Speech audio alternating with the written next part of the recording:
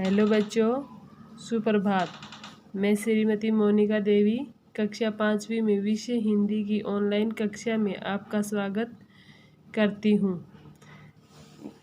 दिनांक 29 मई 2020। बच्चों, हमने अपनी पिछली कक्षा में अपना अध्याय 4 का जो शब्दों का पिटारा भाग था वो पूरा किया था और उसमें मुहावरों से संबंधित अभ्यास पत्र था तथा अपनी पाठ्य पुस्तक का पेज नंबर 54 था, जिसमें कुछ मुहावरे दिए गए थे। उनको लिखकर, उन अर्थ लिखकर और उनको वाक्य में प्रयोग करना था। आज हम इसी अध्याय का भाषा से जो भाग है उसको करेंगे। इसमें क्या है, क्रिया के बारे में बताया गया है। क्रिया का मतलब क्या होता है? काम। कोई भी हम काम कर रहे हैं या किसी काम का करना या होना पता लगे, वही क्या होगा? क्रिया। जैसे चलना, उठना, बैठना, देखना, है ना, ये सभी क्या होते हैं? काम, क्रिया। तो आज हम इस अध्याय में भाषा से जो भाग है उसमें हम क्रिया से संबंधित पढ़ेंगे। तो इसमें सबसे पहले क्या बताया गया है कि नीचे लिखे वाक्यों को पढ़ें। नीचे कुछ वाक्य लिखे गए हैं, उनको पढ़ें तथा रेखांकित शब्दों को ध्यान से देखें। रेखांकित यानी जिसको अंडरलाइन कर रखा, रेखांकित कर रखा, उन शब्दों को हमें ध्यान से देखना है। वाक्य में इन शब्दों की क्या भूमिका होती है, वाक्य में इन शब्दों की क्या भूमिका होती है वो हम यहाँ समझने का प्रयास करेंगे। अपने साथियों से चर्चा करें। जैसे इसमें बता रखा है, पहला है राजा साहब ने दीवान को बहुत समझाया। इसमें किस शब्द के नीचे रेखांकित कर रखा है? समझाया। तो इसमें समझाया शब्द है, समझाना, ये क्या होगा? इसमें क्रिया। क्या है?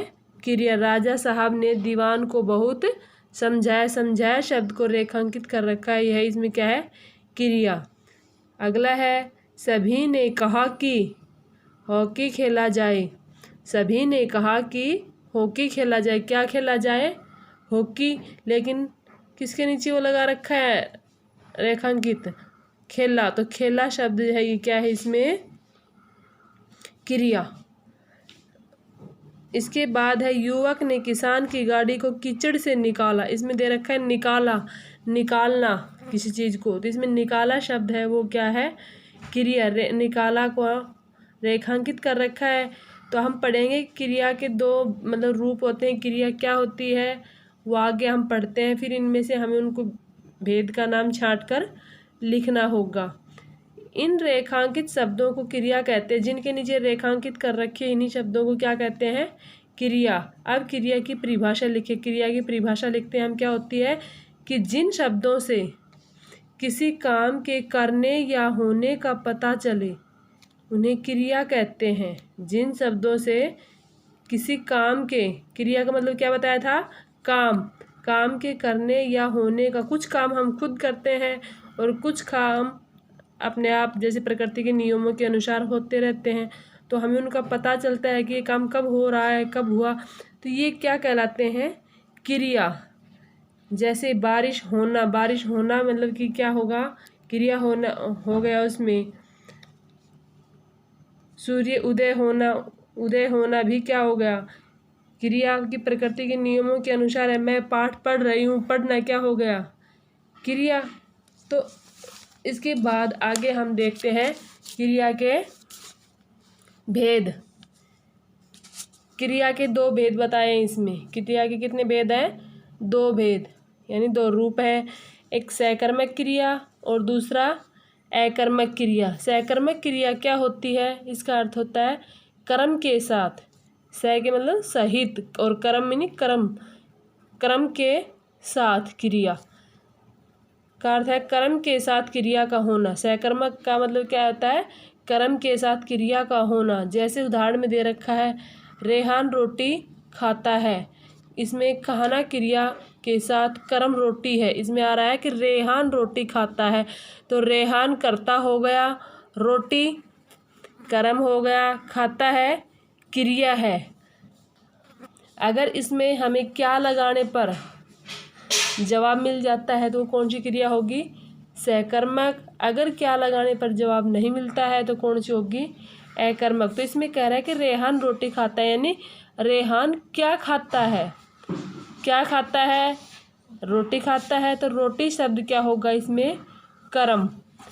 इसमें दे रखा है खाना क्रिया के साथ कर्म रोटी है। क्या बताया हमने? कि क्रिया के साथ कर्म हो, वो कौन सी होगी? सहकर्मक।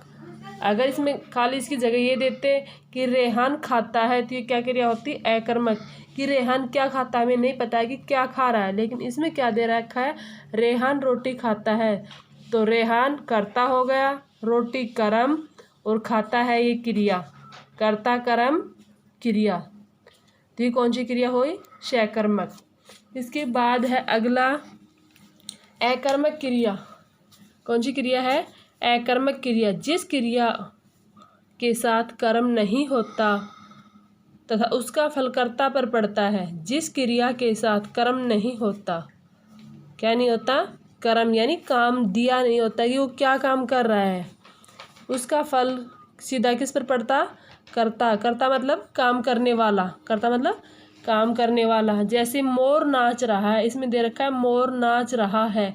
मोर कर्ता हो गया और नाच रहा है क्रिया। इसमें ये नहीं दे रखा है कि मोर कहाँ नाच रहा है, तो इसमें कर्ता और क्रिया है, इसमें कर्म नहीं है, ये कर्म रहित वाक्य है। तो इसमें क्या है? कर्ता और क्रिया। तो मैं कर्ता और क्रिया तो है पर कर्म नहीं है। इस वाक्य में कर्ता है और क्रिया है पर कर्म नहीं है। तो ये कौन सी क्रिया होगी? अकर्मक क्रिया। आगे हमें इसमें क्या करना है? क्रिया के भेदों को उदाहरण देकर समझाइए, यानी क्रिया की परिभाषा लिखनी है हमें और उसके भेद उदाहरण सहित हमें समझाने होंगे। ओके स्टूडेंट्स, ये हमें गृह कार्य में क्या करना है?